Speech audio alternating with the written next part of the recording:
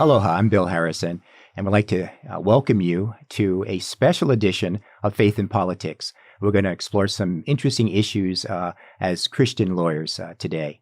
And first of all, I'd like to introduce my special guest and my other half here, R.J. Brown. R.J., instead of me explaining who you are, I'd like you to say a few words to our viewers and explain who you are and what you do. Absolutely. So first of all, thanks for having me here, Bill, and thanks to Kalo TV for the opportunity. So I'm R.J. Brown. I'm a litigator here in town in Honolulu. I work for a firm called Starno Toole Marcus and Fisher. Prior to that, I was a deputy prosecuting attorney, which you and I worked alongside each other, I suppose, or against each other in some ways. But yeah, I mean, in terms of who I am, I'm a father of 4 boys, married, and a lover of Christ. So. And a Christian, a true Christian lawyer. And folks, my name is Bill Harrison again, and I'm the current president of the Christian Legal Society of Hawaii chapter.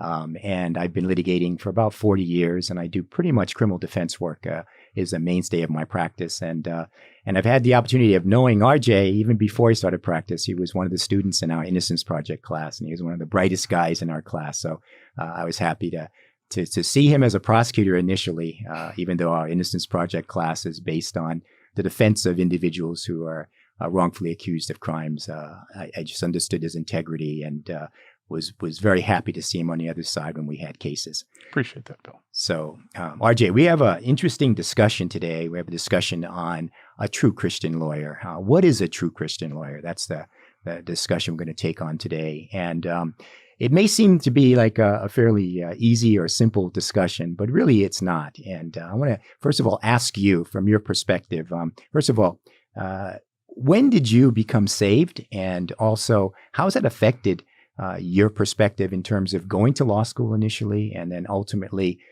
going through practice, both as a prosecutor and now in the civil arena? Mm-hmm. So I was raised in a Catholic tradition, went to church every Sunday.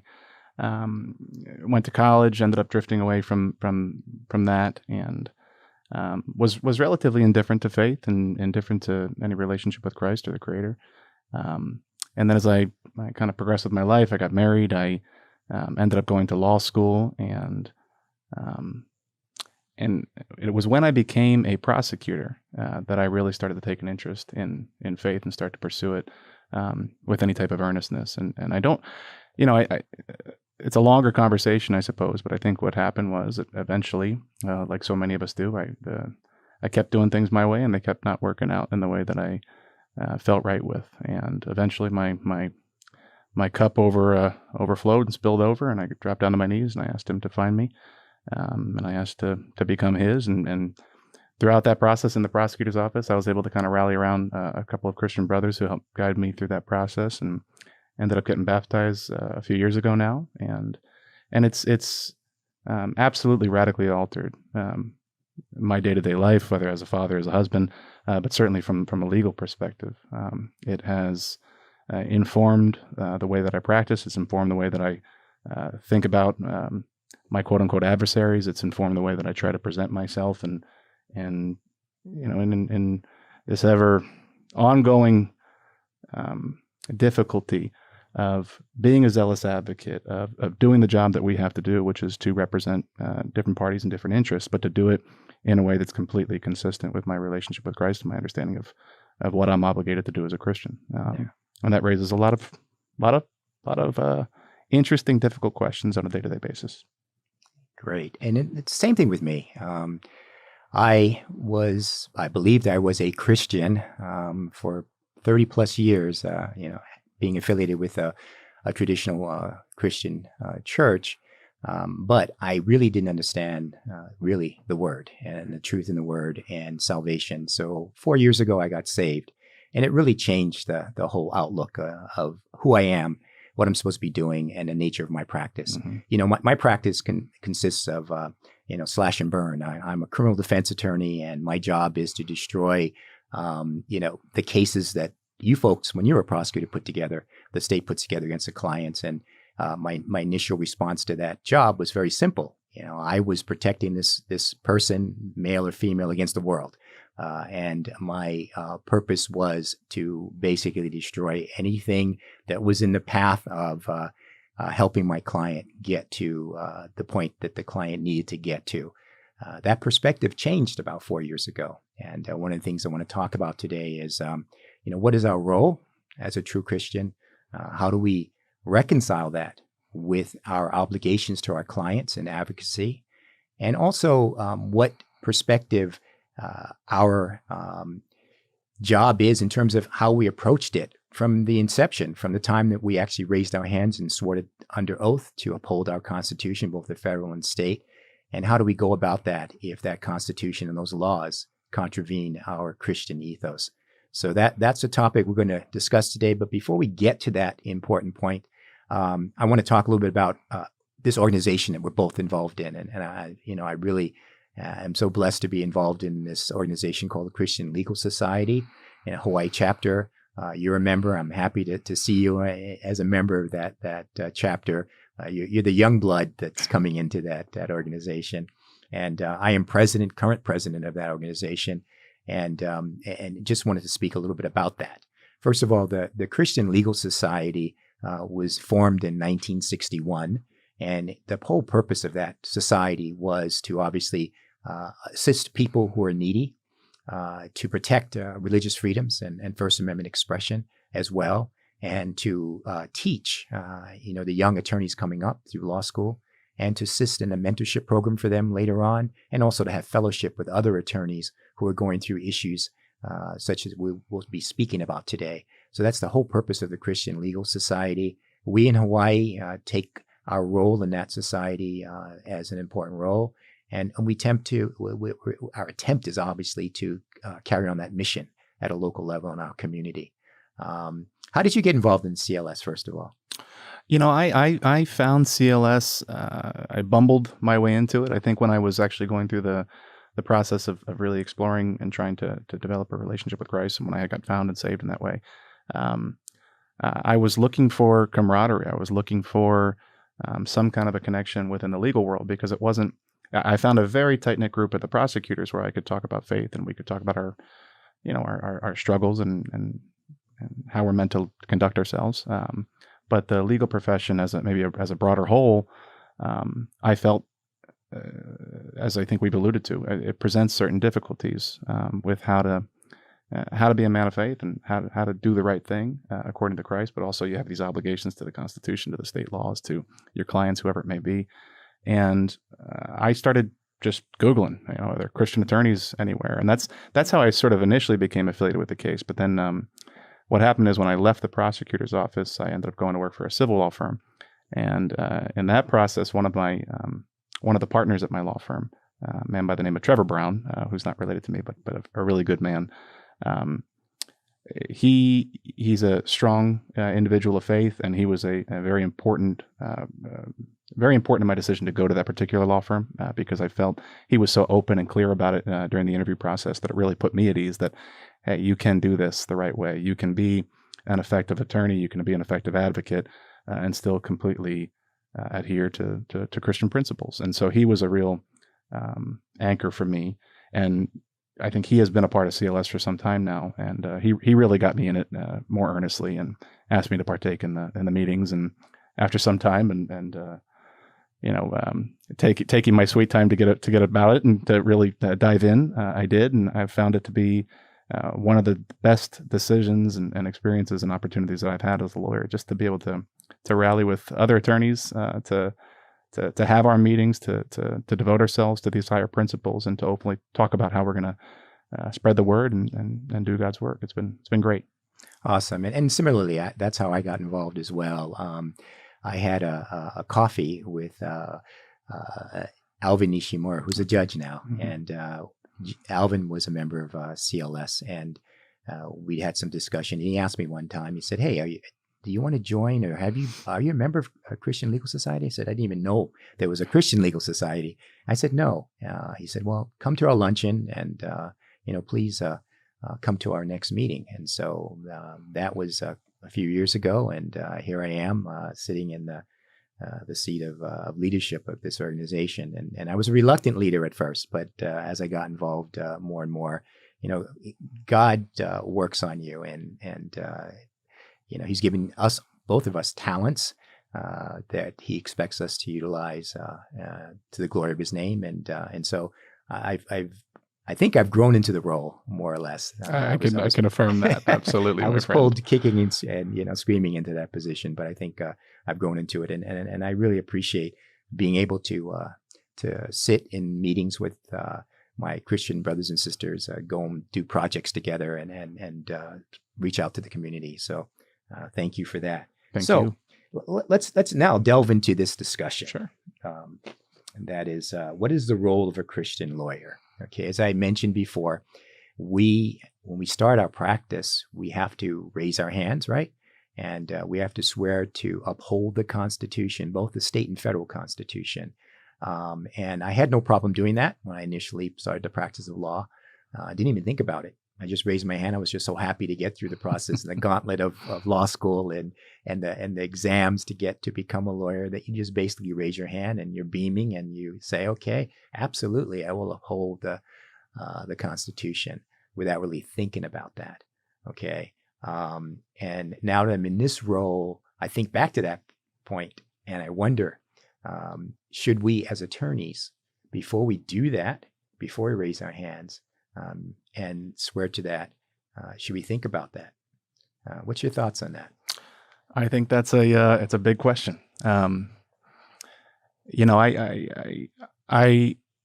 revere the Constitution. I always have. I think I grew up in a household where we appreciated what the American Constitution, American principles meant to the world in a historical perspective. I've always admired the ideals of the founding ideals of the nation, and I will continue to love and respect and appreciate what the country has done, what the Constitution has stood for, the amount of prosperity and the preservation of rights and freedoms for so many different people throughout the course of our short history. It's always been something that I have loved, and so when I put my hand up and swore an oath to the Constitution, this was prior to my I suppose my relationship with Christ in a meaningful way. It did not bother me at the time. In fact, I was proud to do it because for the reasons I just stated. But I will say that as time goes on, and as I view the world and I view the political landscape, and I see where the country's going and where things seem to be headed, the way that the Constitution is being interpreted, the way that laws are stretched beyond what I consider to be a reasonable or rational understanding. That is extremely difficult for me to swallow. And I really have to start to consider if these laws do run afoul of my principles as a Christian, of my duty as a Christian, then what do I need to do in that situation? Hold that thought right there. We're going to leave for a little bit, and we can ask you to continue to watch Faith in Politics. We'll be right back.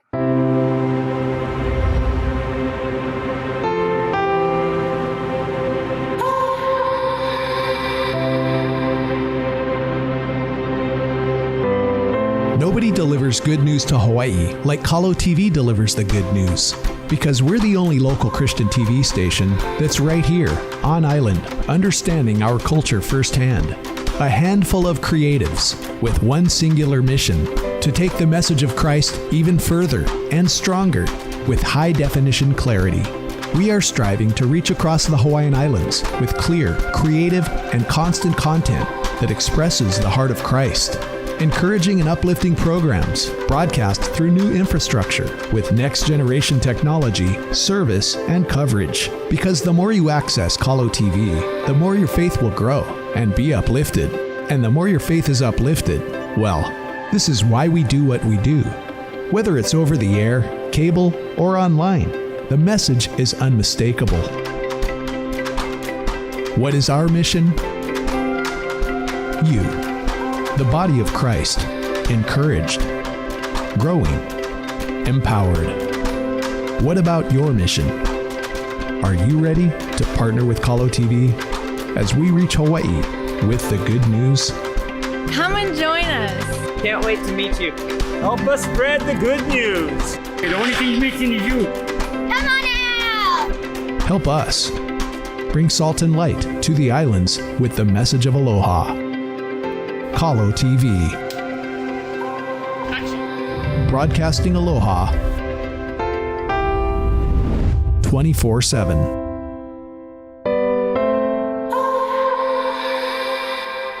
Aloha. My name is William Harrison, and I'm president of the Christian Legal Society of Hawaii. The Christian Legal Society was established in 1961 by a group of fellow Christian lawyers who was dedicated to serving Jesus Christ through the provision of legal services to the needy to help law students and lawyers in the practice of law, as well as, most importantly, the right to life and religious freedom. If you'd like more information about us, please visit our website. Mahalo. Welcome back to Faith in Politics, and I'm here today with my guest, R.J. Brown, and I'm Bill Harrison.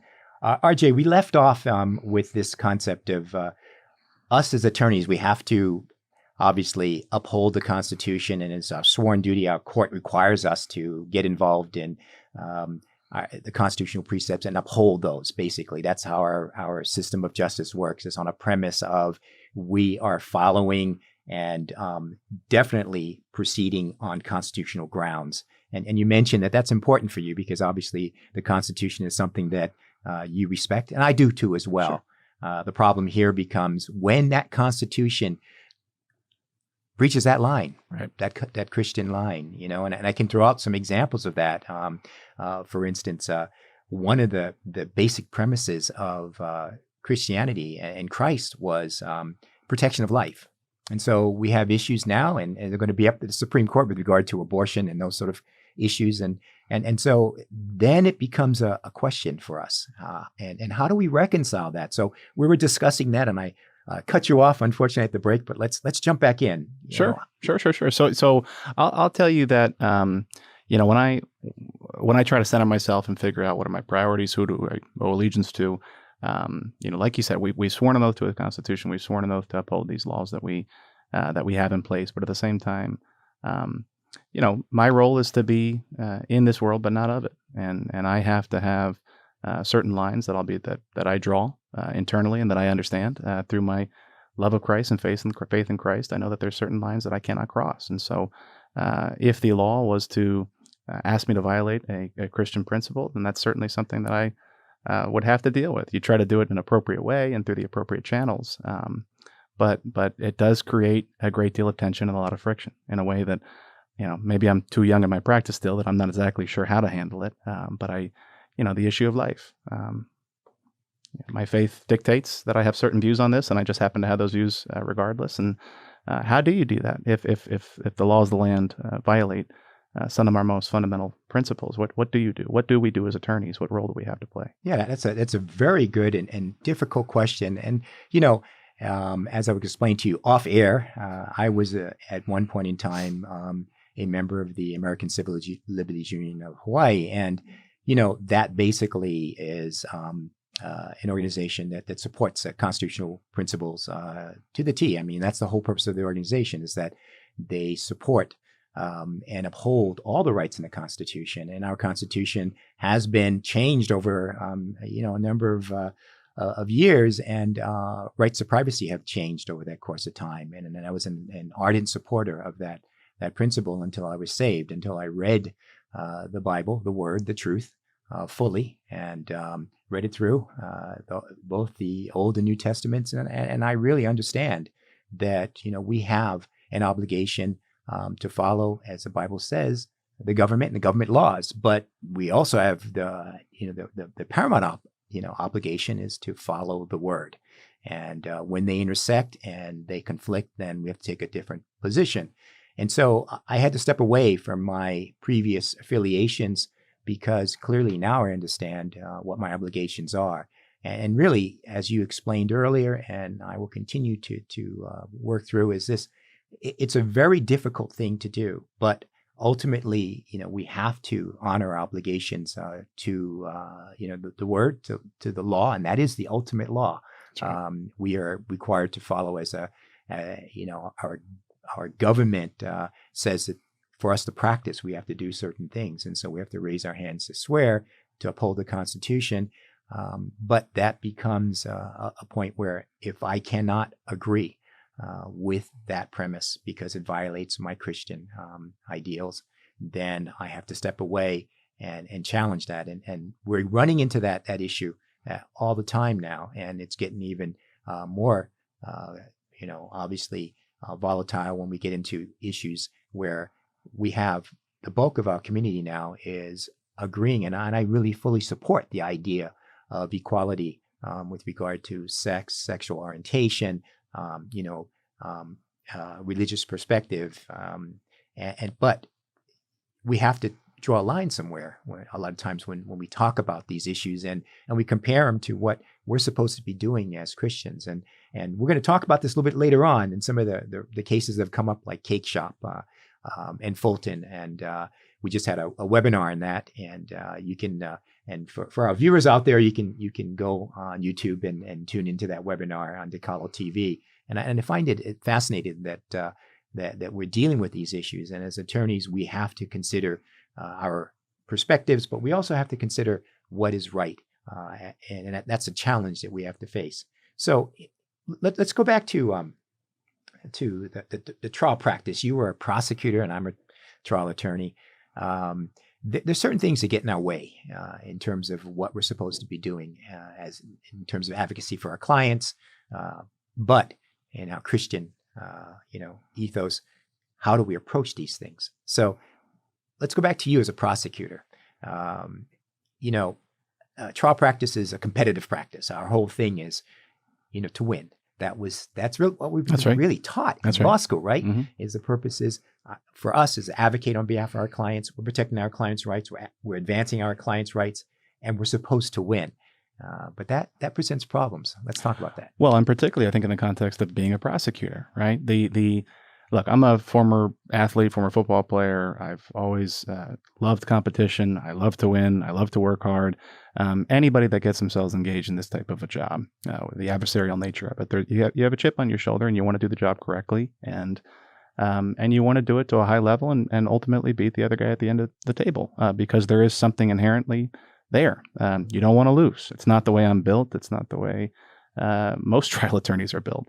And we're Americans. That's right. That's American ethos, right? I got a job to do, and the job is not to lose. But but as a prosecutor, one of the things that was so important about my faith, and particularly being baptized and going down that route at that time, when I talk about how my cup had overflowed and it spilled over, and I could no longer do things my way, it was that real abrupt realization that we're all broken. We are all broken, and I may want to feel good about myself because I'm not out there robbing or stealing, but at the end of the day, I'm just as defeated as everybody else. Yeah.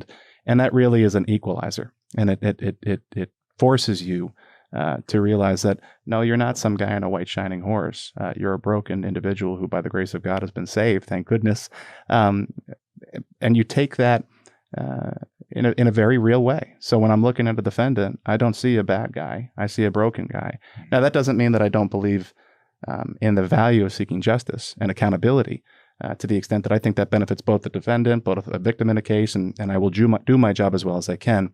But I guess to really narrow it down here, yes, I love to win, but you have to temper that, particularly in the context that I had in a criminal justice context, with what your real obligation is to do what's right, period. And that's a real, that puts you at ease. It's a simplifying force. When you can try to convince yourself, you got to set that competitiveness to the side and realize, that if I can channel that in a positive way, it's still good for me. But my role, my obligation is to do what's right and to serve God. That's the best thing in the world. It's the most comforting thing in the world, because you can sort of set aside the guilties and the not guilties and not evaluate or come to an understanding of what your self-worth is based on the verdicts, because that is really separate and apart. And you've got to try to find a way, I think, to be an effective prosecutor, defense attorney, to really understand that the competitiveness is great. It can be useful, but it's not the end game. The end game is to serve Christ and do what's right, period. Yeah, and that last statement, do what's right, that's important. And, as a criminal defense attorney, we are taught, obviously our client is the most important. We are, and a lot of quotes, we're the last, protection for an individual as against the government, right? With the weight of the world against us. And we're basically there to fight tooth and nail slash and burn, destroy, just to get our clients off or, in a better position. And you're right. Our duty, even as criminal defense attorneys, is to do what is right. And especially as a criminal defense attorney who is a true Christian, the line there, crossing that line, when we do cases, a lot of times we're right on that line.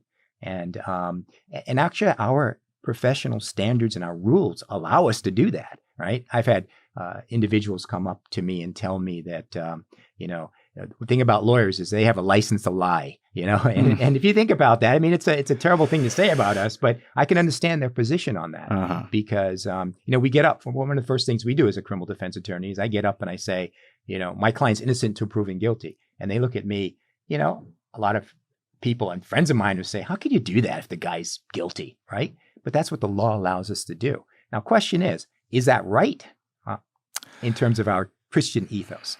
Well, you mentioned already that listen, we have an obligation to follow the laws, right? And that's not an unbiblical principle. We have laws in place. We have to abide by those, and I don't think there's anything inconsistent with faith. I mean, so long as it doesn't cross that threshold, whatever that threshold may be in whatever particular context. I'll say that I've always thought it was interesting when I was thinking back on it, even though I ended up going the route of prosecution, and I've got my reasons for why I did that as opposed to defense, because frankly, you could see yourself going either way. I always thought that Christ would be like a public defender, not a prosecutor, right? It's and that was never problematic for me. He came for the sick, right? And that's the whole deal. And I always tell everybody, I say, the greatest defense attorney that ever walked the earth was Jesus Christ. No, and thank God for it, right? Exactly. And he's defended us, and we have an obligation to go and do the same. And so I don't think, listen, as a criminal defense attorney, I've never had any problem with the idea of being a zealous advocate and holding the state to its burden. I mean, the state does have such immense powers, and it's got such, just the gravity of an accusation. You charge someone with a crime. People don't get how impactful that is in the day-to-day person, in the day-to-day world. That's a huge, huge gesture. And you want competent, effective, tenacious people to make sure that state, when they do that charge and they're pursuing and they're pursuing your liberty, you want to make sure you've got someone very effective on the other side of the bar, ensuring that the state is held to a high standard. And so there is a system in place. It is adversarial in nature. We do have defenses and prosecutions. There's a tug, but I generally thinking that the system tends to work relatively well. Not perfectly, certainly. But yeah, it's a tough question, tough thought. Yeah, exactly. And I look to what was written on our licenses, and I want to read that because I think it's important. Mm-hmm. And our licenses says, having been examined and found to be of good moral character and to possess the necessary legal and educational qualifications, it is hereby licensed to practice in all courts of the state of Hawaii as an attorney, a counselor, and a solicitor during good behavior. And I've taken that counselor word to heart in my practice. I was one of these guys who was, the utmost advocate. And, I'm advocating for my clients. I want to win. I'm an American, like you say, I'm competitive, but participating in sports. You want to count those wins and you want to negate those losses. As I have grown in my practice, and then more importantly, as I've grown as a Christian, I realized that my job is probably more important as a counselor, to help people not to get into that situation, and when they're in that situation, to get help for their situation. Like you say, every one of us is broken, and I got to work towards helping that broken person. And it's important for that person too, because I'm assisting to make sure that person does not get involved in future activity that got him in this place in the first instance, and is subject to more penalties under the law. So I'm shifting my role as less of an advocate and more of a counselor. And obviously, I'm going to advocate. If you want me to advocate for you, I will advocate for you, but I'm going to have to advocate in a Christian manner. And my goodness, though, what an opportunity you have as a counselor, right? I mean, what individual has better intimacy and contact and the ability to effectuate change in a person than as defense attorney? You're in it. You're in the nitty gritty, and you can have a great role. Thank you. Hold that thought. We ask you to continue to watch Faith in Politics, and we'll be right back. Hi, my name is Susan Duffy, and I'm the president of the Pearson Foundation of Hawaii, located in downtown Honolulu. We exist to provide pregnancy resources for those women who find themselves with a difficult or an unplanned pregnancy. For more information about us, please visit us at our website. We really look forward to seeing you. Thank you.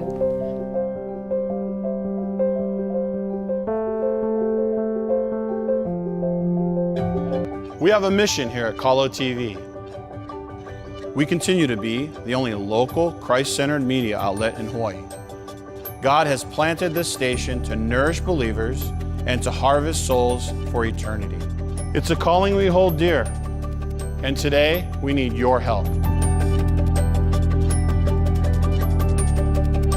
Partner with us as we continue to create original local programs. We're so very grateful for that whole journey. Walking down to our story room. Oh my God. So it's where the state cannot tell the church how to run their services, what songs to sing. Showcase solid biblical teaching. We reach more people in one day with the broadcast of the gospel. It's music to God's ears.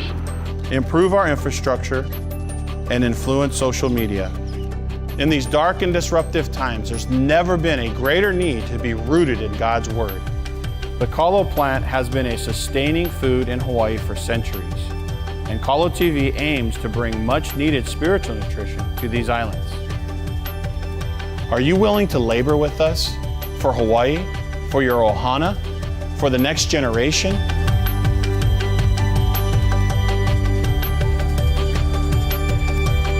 Go to calotv.com and partner with us today. Welcome back to Faith in Politics, and I'm here with TJ. RJ, I'm sorry. I get it all the time. RJ Brown, and I'm Bill Harrison. So we left off, RJ, with this discussion, and I'm going to move it along a little bit here. One of the things that really, I think there's a couple of things that we do as trial attorneys that really don't lend itself to real Christian ethics, okay? And the first thing is that, we talked about this competitiveness and pride. Pride is something that we are guilty of. And the Bible tells us, that pride, is probably the foremost problem that we have as individuals in the flesh. So let's talk about that. How does that impact us? And really, realistically in your practice in terms of, we'll go back to the prosecution side. How did that affect you? And how do we get around that issue of pride?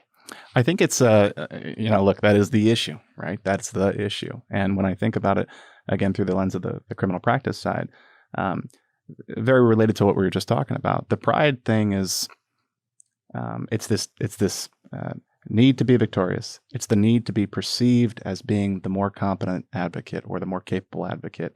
And, if I'm a prosecutor, it's the guy that can just bang out the guilties day by day by day by day, because you're so darn good at your job and you want to be puffed up and you want to feel right about what you're doing. And it's a drug. It's intoxicating, particularly when you start doing well, for example, in jury trials, because that is such a unique, intense experience to be capable as a trial attorney in front of a group of strangers and to be persuasive and do your job correctly and get these people to come your way in these very difficult situations.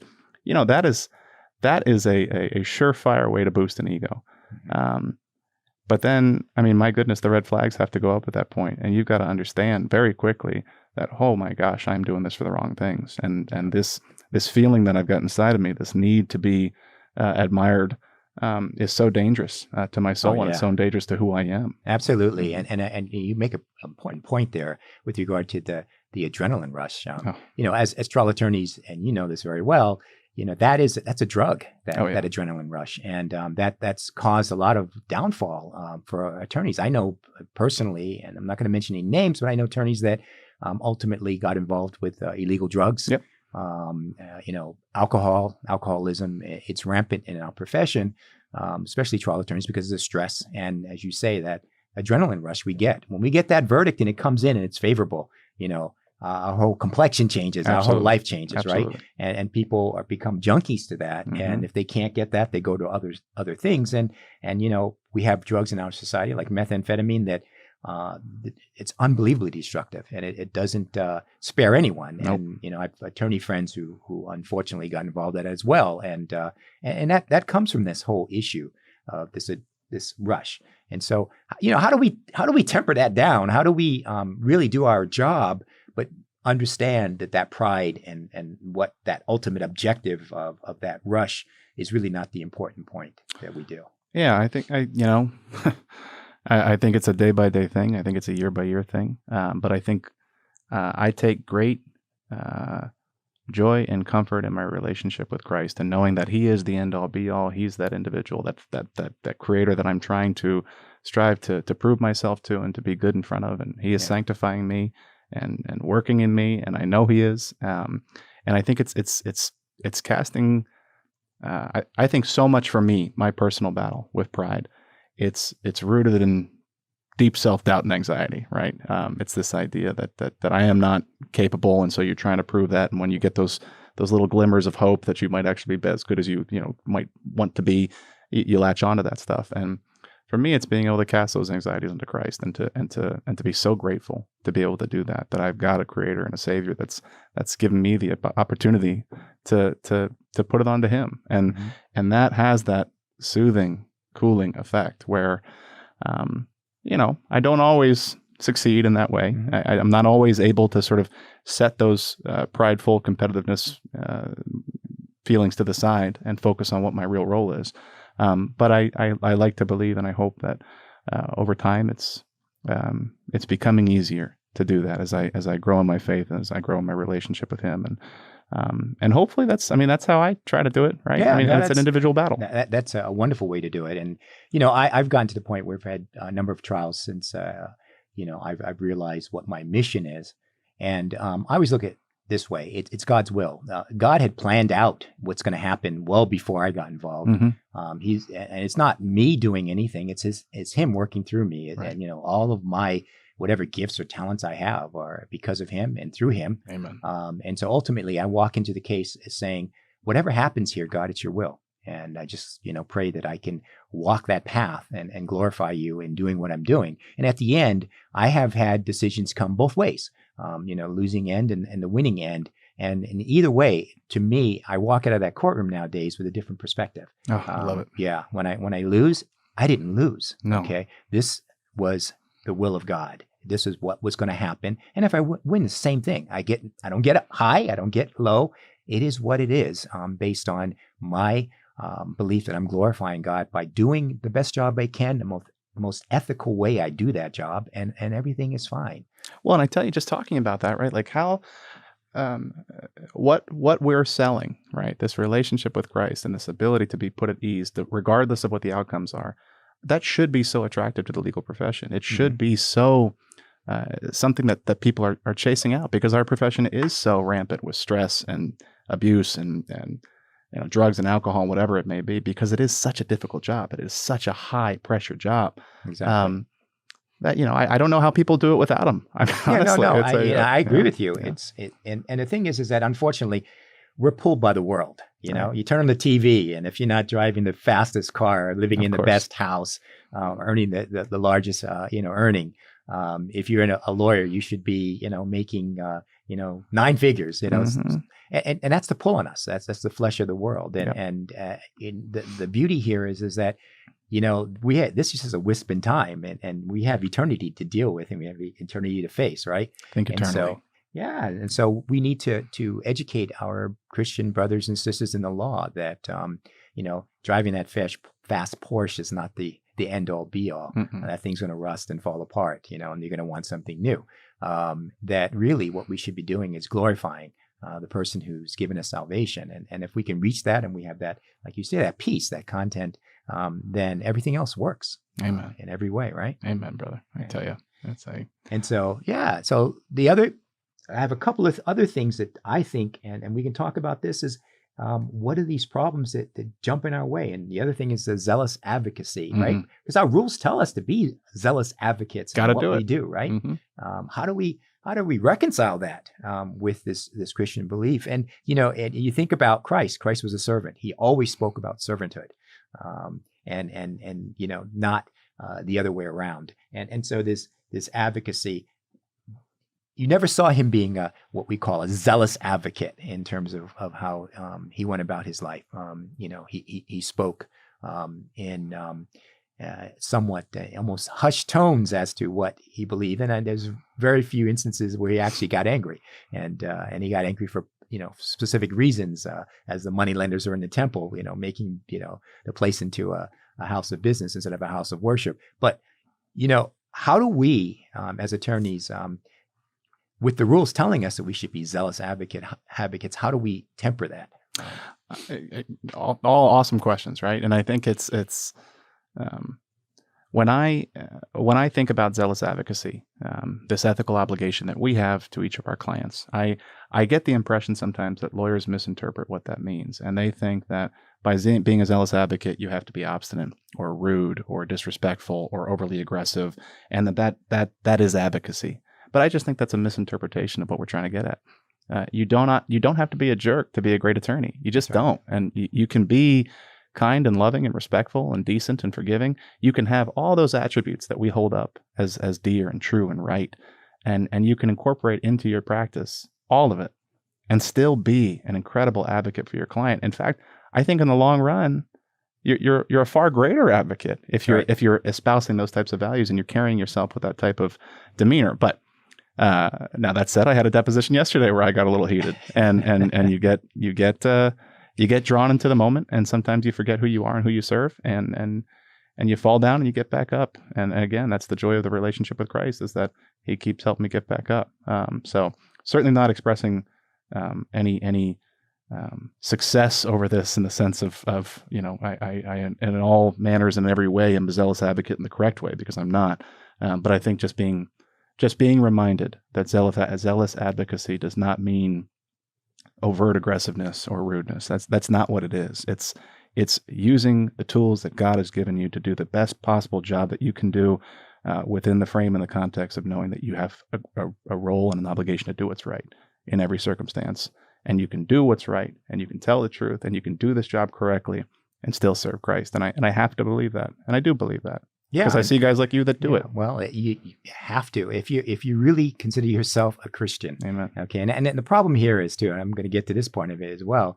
Attorneys have this bad rap, and you talk to anyone, and they what does Shakespeare say? Kill all the attorneys. That's right. It's a position or a disposition that's been earned by us, as you say, because we do things the slash and burn method. We're obstinate. We jump on people. Part of our job in terms of a trial practice is cross-examination, and that's a very nasty thing to be cross-examined and be put on in a situation where everything that you are about is a challenge, your credibility and everything else, right? And so we have to get back to that idea. And in the Bible, the Bible talks about temperance and meekness and other qualities that Jesus had. And so we have to think, and I have the same thing. I get into situations where I have to think about what would Jesus do, right, in that situation. And we have to come back to that point of what would Jesus do. And that really, to me, helps me, that we all have that Holy Spirit in us, and that Spirit speaks to us, and sometimes we try to block it out, but we have to let that Spirit speak. And when we get into a situation, we have to understand that our job in that point at that specific time, I know we need to get our point across, we need to, win or what have you, but realistically, our job is to do what's right, like we started this conversation with. So we need to ratchet that back. That's right. That's right. And you think about, I mean, when I look at this in the context of CLS, the Christian Legal Society, it's Christ wants us to be a light in the darkness. All right, that is what we're here to do. We're here to glorify Him. Period. And our forum, you and I, it may be more immediate in the legal profession because that's where we live. That's where we exist within. And I think you and I can hopefully temper down on that bad rap that lawyers have in many instances deservedly gotten upon themselves by trying to do it the right way. And I think we push those Christian values into our practice, and maybe that has an impact on the attorney across from us because they realize, like, oh my goodness, you can do this a different way than I've been doing it. And maybe they inquire and they say, Bill, why are you acting this way now? And what's changed about you? And then you've got an opportunity to talk about Christ, and who knows, right? And that's how it all works, because each of us has our obligation to try to serve those Christian principles and whether that's in your immediate family, to your children, to your wife, to your spouse, whatever. in your workplace, in your community.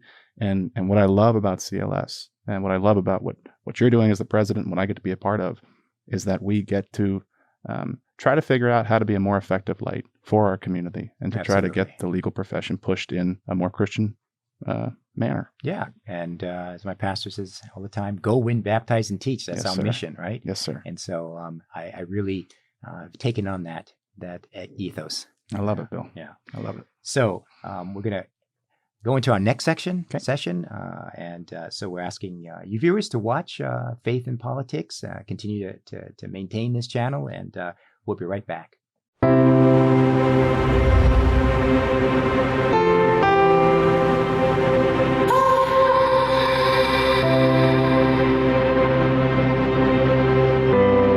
Nobody delivers good news to Hawaii like Kalo TV delivers the good news. Because we're the only local Christian TV station that's right here, on island, understanding our culture firsthand. A handful of creatives with one singular mission: to take the message of Christ even further and stronger with high-definition clarity. We are striving to reach across the Hawaiian Islands with clear, creative, and constant content that expresses the heart of Christ. Encouraging and uplifting programs broadcast through new infrastructure with next-generation technology, service, and coverage. Because the more you access Kalo TV, the more your faith will grow and be uplifted. And the more your faith is uplifted, well, this is why we do what we do. Whether it's over the air, cable, or online, the message is unmistakable. What is our mission? You, the body of Christ, encouraged, growing, empowered. What about your mission? Are you ready to partner with Kalo TV as we reach Hawaii with the good news? Come and join us. Can't wait to meet you. Help us spread the good news. The only thing missing is you. Come on out! Help us bring salt and light to the islands with the message of aloha. Kalo TV. Broadcasting aloha 24/7.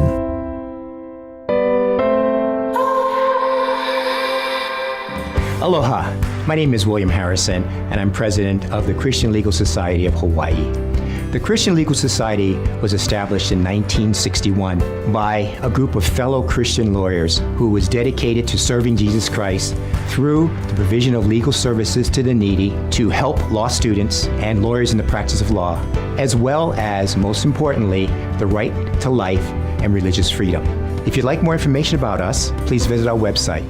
Mahalo. Welcome back to Faith in Politics, and I'm here with R.J. Brown, and my name is Bill Harrison, and we're going to continue on this discussion. It's an important discussion for us, right, R.J.? Yes, and we want to make sure that the viewers out there understand what we do and what we are as Christian lawyers. And one of the big issues that has been in the public eye recently is this issue of recent decisions. Two of them. One, which is Cake Shop, Masterpiece Cake Shop, which is a bakery case, and also Fulton. Now, just for the viewers out there, the Masterpiece Cake Shop case came up to the Supreme Court for a decision. And basically, the whole premise of that case, the factual basis of that case, is that a baker chose not to bake a cake for a gay couple because it was against his religious beliefs to do that. Okay. And so his refusal to do that set up a case rolling that basically required the courts to determine whether that was discriminatory for that baker, who's a private businessman who chose to honor his religious beliefs and not bake a cake for this gay couple. And then the Supreme Court ultimately dodged the main issue, and a religious right issue, and decided that that under the circumstances that he had the ability to discriminate in that respect. And I use that word discriminate, not so much in the context of violating someone's rights, but to be allowed to, set forth his religious beliefs and the way he does business. Okay. And he made it quite clear that he would sell a cake to this couple, not a problem, but he just wouldn't do what they wanted to do in terms of the message on the cake. Right. So that issue was before the court. And what's your thoughts on how the Supreme Court dealt with that issue? What's your thoughts on that whole issue with regard to your religious beliefs and your religious convictions and the countervailing and competing interest, and that is that we all should have equal rights to everything that anyone else has, but our religious convictions should allow us to separate from our belief in this equality and everything is good, to decide what we want to do in terms of our own lives and how do we handle our religious beliefs. And I will admit that I have not read the opinion. I've read about it through news sources, and so I feel like I'm probably not equipped to talk about the specifics of how the Supreme Court handled the case procedurally. But from what I know, as you mentioned, they dodged the primary issue. The primary issue is one of religious freedoms, and it's going to come to the court one way or another, and eventually the court's going to have to figure it out. And I feel strongly about this issue.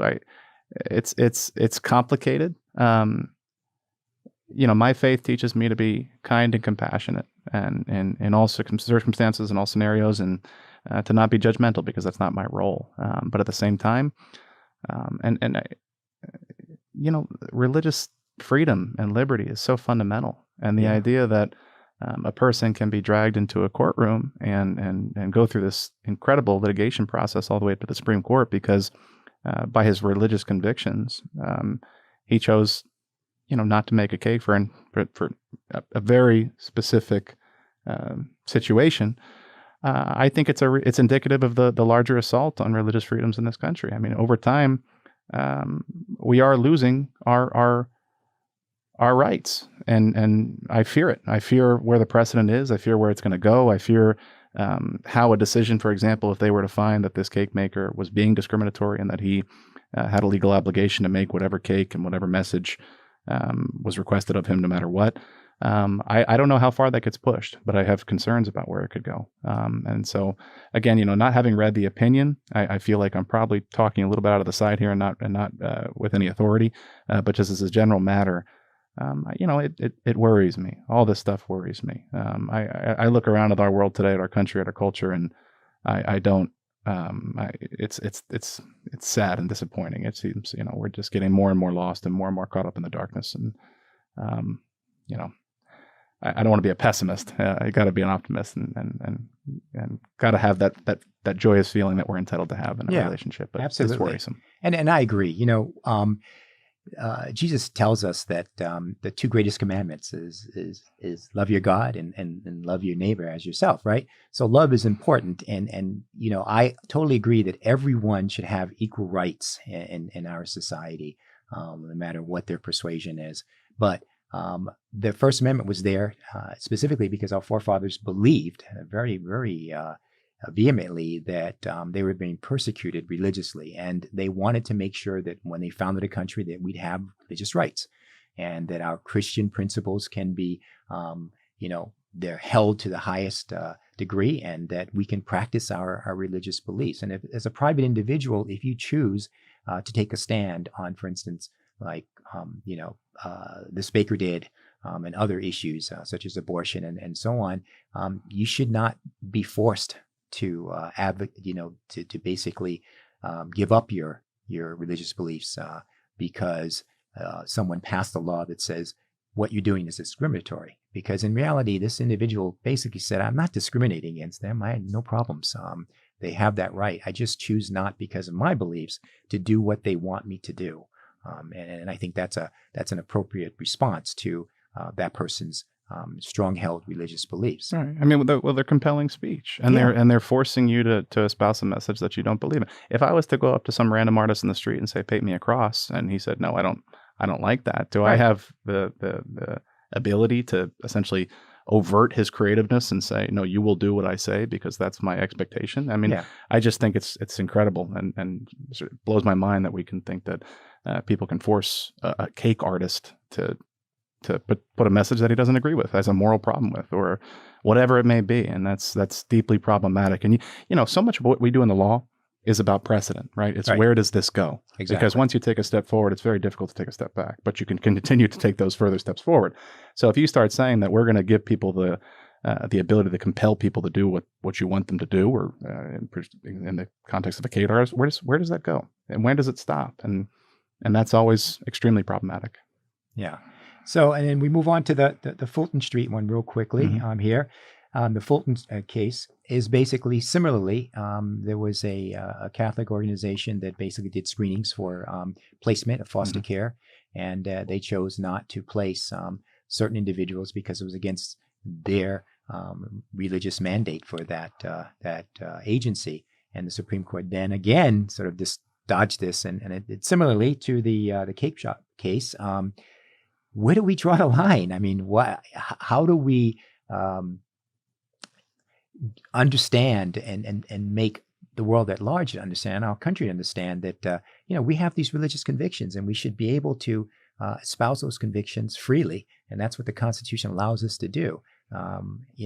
Where are we going to draw the line at, and what's going to happen? And there's a lot of issues surrounding our present composition of the Supreme Court because people, throw out these terms, liberal, conservative, et cetera. That's going to change our laws as they stand. And as you say, precedent sets laws, but courts are not, against moving in directions that really have violated prior precedent, right? And so that's what we're looking at now.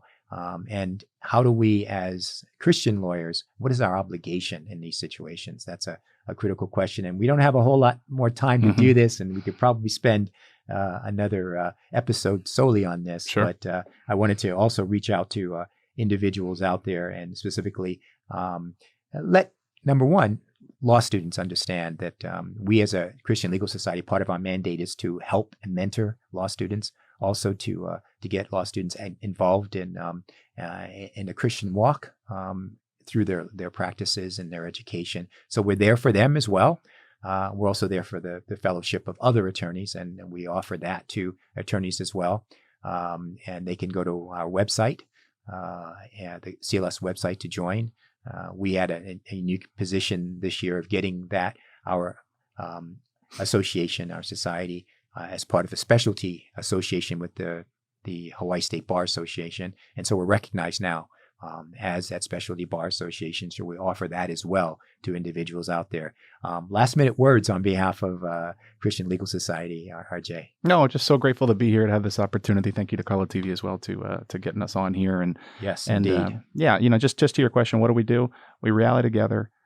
We find common ground in our shared faith and our shared goals to spread his message and to spread the gospel and to do our job as Christians. And I think that's what we're trying to do. And we take it step by step and day by day. We take solace in the fact that we know who we serve, and we do our job. That's what we can do. So. And that's why I love you on our board. A real pleasure. Because, thank you. So a couple of things here. Obviously, viewers, we really appreciate you watching Faith in Politics. If you enjoy this show, please donate to Kalo TV. Our existence is based on these donations, and we welcome all of your contributions to this wonderful program. And I'm very happy that Kalo TV allowed us to get on here and talk about our faith and what we do as Christian lawyers. And so basically, we ask that you continue to support and watch Faith in Politics. We ask those who are out there, attorneys, law students, to please join CLS, and the website shown on this program. Just go to that website, and don't worry about the cost of joining CLS. We have a sliding scale for individuals who may not be able to pay the full amount for CLS. So thank you for joining us, and until next time, blessings. And walk rightfully and in the light. Amen.